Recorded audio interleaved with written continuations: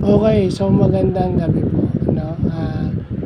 Meron tayong tinatawag na program ng DOH o ng Department of Health.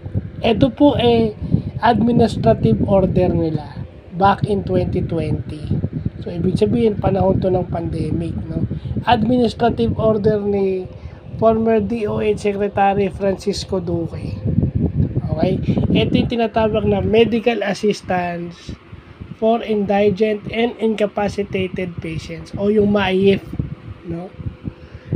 Ito sumasaklaw sa assistive device, sa laboratory, no?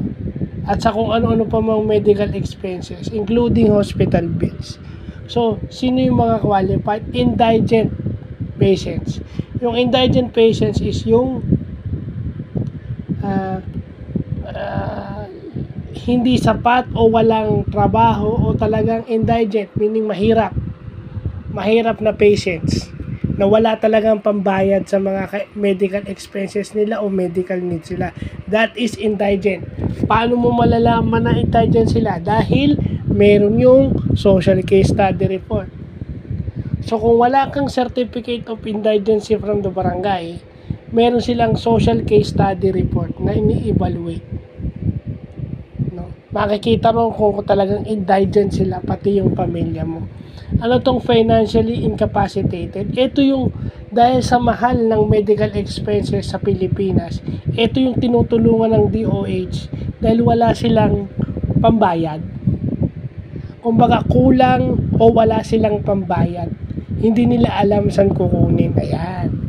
So may natutunan tayo sa kanya na as PWD officer. Siguro kung nagtrabaho kayo sa PCSO, may program yung PCSO na version ng MAIP. Diba? Meron yun yung PCSO, iba-vlog natin susunod yun. Siguro si Tita Ethel alam to. So Tita Ethel, paki-correct na lang ako, baka mali sinasabi ko. But definitely ito yung natutunan natin, no? As a PWD officer, o pwede pala kung magpapalaboratory tayo. Kasi si Kuya Alot, yung ating member, natulungan natin dahil dito. So, yun lang po.